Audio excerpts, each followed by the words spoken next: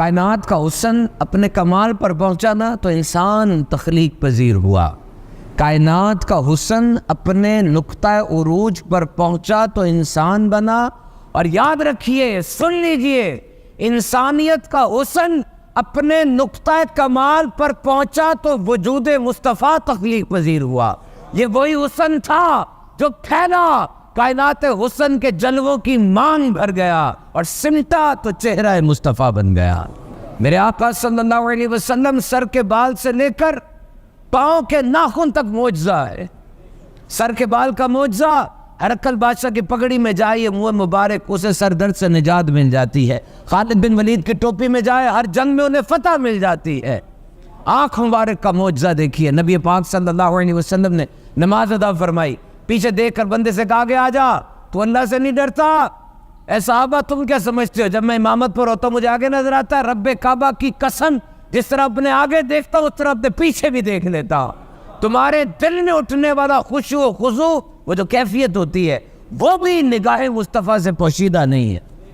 لعاب دہن کا معجزہ دیکھیے. What is saliva? You know what is saliva?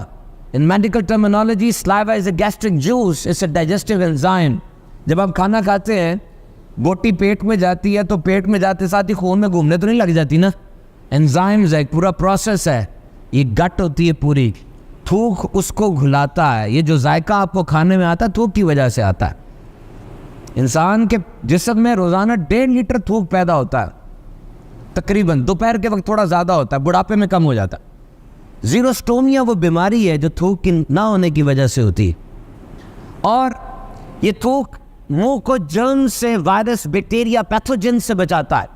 اگر یہ تھوک نہیں ہوگا منہ میں کریکس پڑ جائیں گے، وہ خراب ہو جائے گا. بہت بڑی نعمت ہے اللہ تعالیٰ کی. اور یہ جو کھانے کو ہم چباتے ہیں اور پھر اس کو پیچھے دھکیلا جاتا ہے، یہ تھوک کی وجہ سے دھکیلا جاتا ہے. This very big blessing your سلائیوا، یہ ڈائجسٹیو انزائم ہے. لیکن سائنس کہتی ہے یہ کنٹیجیس ہوتا ہے، اس میں جراثیم ہوتے ہیں. میرا تھوک یہاں سے وہاں جائے گا، میرے جراثیموں کو بھی لے کر جائے گا. اور تھوک لگ جائے، اپنا بھی لگ جائے تو کراہت ہوتی ہے. یہ تھوک ہے کام آدمی کا. اور اگر یہ میرے آقا کا لعاب دہن اقدس ہو تو جنگ ہو رہی ہے. صحابی اس وقت ان دا اسٹیٹ آف وار ہے. ابو جہل پر حملہ کیا. امیر حمزہ سے پوچھا تھا، امیر حمزہ رضی اللہ تعالیٰ سے پوچھا، بتائیے یہ ابو جہل کون ہے؟ یہ میرے آقا کو گالیاں نکالتا ہے، میں نے اس کو نہیں چھوڑنا. آج چیلوں کی طرح، عقاب کی طرح جھپٹے ابو جہل پہ حملہ کیا. ابو جہل کی طرف سے کاؤنٹر اٹیک ہوا، ان کا بازو کٹ گیا. پورا نہیں کٹا، گوشت کا ایک تسمہ لٹک رہا تھا. اب وہ لڑنے میں پرابلم کرتا تھا، پاؤں نیچے رکھا اور سارا کا سارا بازو اتار دیا اور حضور کی بارگاہ میں آ گیا. اور اگر یا رسول اللہ آیا تو آپ کی شان پہ گردن کٹانے، اپنی جان مارنے، شہید ہونے. بازو کٹ گیا، کیا کرو؟ اب دیکھو what was the condition at that time. Just guess. It was more than 1400 years back. No medical science.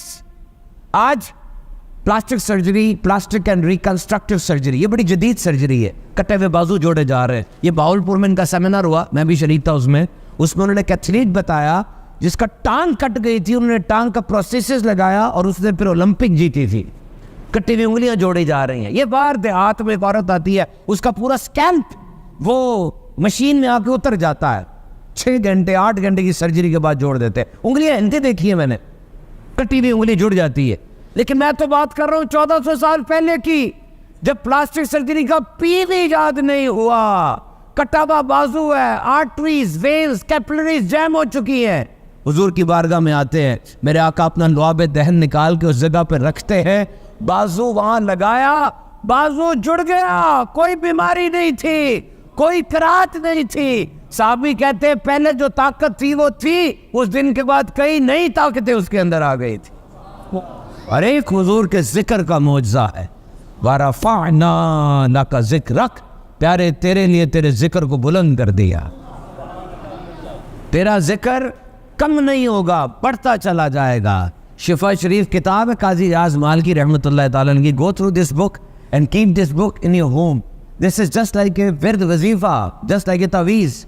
یعنی یہ کتاب جس گھر میں ہوگی اس گھر میں بلائیں نہیں آئیں گی. 1000 سال سے حضور کی شان پہ ایسی کتاب نہیں. بہت مستند کتاب ہے، پڑھا کریں نبی پاک صلی اللہ علیہ وسلم کی زندگی پر. اپنے بچوں کو ہارورڈ پڑھاتے ہیں آپ، آکسفورڈ کا سلیبس پڑھاتے ہیں آپ، جدید ترین سلیبس پڑھاتے ہیں، اور میرے آقا علیہ الصلوۃ والسلام نے ایک سلیبس عطا فرمایا، نصاب کہا اپنی اولاد کو 3 چیزیں سکھاؤ، انہیں اپنے نبی کی محبت سکھاؤ، میرے اہل بیت کی محبت سکھاؤ، انہیں قرآن سکھاؤ۔ اس طرح کی کتابیں خرید کے رکھا کرے۔ شفا کے اندر لکھا ہے، شفا شریف میں لکھا ہے کہ ذکر مصطفیٰ نہ رہا، ذکر مصطفیٰ تو تھا ہی، ذکر مصطفیٰ ذکر خدا بنا دیا گیا ہے۔ جو پیارے آقا علیہ الصلوۃ والسلام کا ذکر کرتا ہے وہ ایسا ہی ہے جیسے اس نے اللہ کا ذکر کیا۔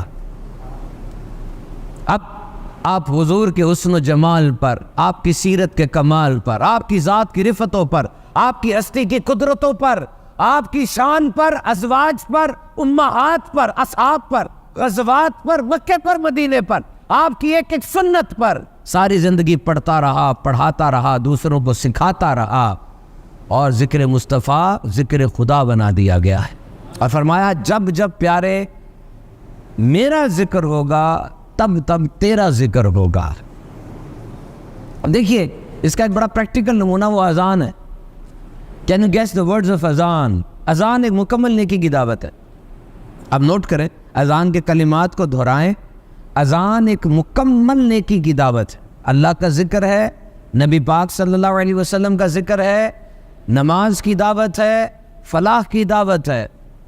لیکن اس اذان کے اندر ایک کلمہ ہے۔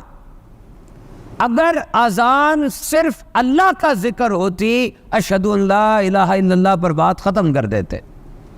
اگر اذان صرف نماز قائم کرنے کے لیے دی جاتی، حی علی الصلاۃ پر بات ختم کر دیتے۔ لیکن اس میں کلمہ ہے، اور کلمہ کیا ہے؟ اشہد ان محمد رسول اللہ صلی اللہ تعالی علیہ وسلم۔ سب سے پہلی اذان انڈونیشیا میں ہوتی ہے 5:30 بجے۔ سماٹرا جزیرے کا نام ہے، مختلف جزائر پر مشتمل ایک ملک ہے۔ سماٹرا میں 5:30 پہلی اذان فجر گونجتی ہے، اور پھر اذان فجر ہونا شروع ہوتی ہے۔ لاکھوں فرزندان توحید اللہ کی کبریائی اور اس کے حبیب کی رسالت کا اذان کرتے، اعلان کرتے ہیں۔ وہاں سے اذان نکلتی، انڈونیشیا سے ملیشیا کی طرف آتی، ملیشیا سے آگے چلتی ہے، پاکستان کی طرف آتی ہے۔ سری نگر میں اور سیالکوٹ میں فجر کا ٹائم ایک ہی ہے۔ یہاں سے حرمین طیبین اور پھر آگے میڈیٹرینین کے اوپر، بحیرہ اوقیانوس کے اوپر 9.5 گھنٹے یہ فجر ٹریول کرتی ہے، دنیا پوری میں گونج رہی ہے، اور آخری فجر ابھی ختم نہیں ہوئی ہوتی، یہاں پہ ظہر کی صدائیں بلند ہو جاتی ہیں۔ وہ ظہر ابھی پاکستان میں پہنچتی، وہاں عصر کی صدائیں بلند ہو جاتی ہیں، اور وہ عصر ابھی انڈونیشیا کا بارڈر کراس نہیں کرتی، وہاں مغرب کی صدائیں بلند ہو جاتی ہیں۔ ثابت ہوا روئے زمین پر ایک مائکرو سیکنڈ بھی ایسا نہیں گزرتا جب ان فضاؤں میں میرے آقا کا ذکر نہ گونجتا۔ بَرَفَعْنَا لَكَ ذِكْرَكَ، پیارے تیرے لیے تیرے ذکر کو بلند کر دیا۔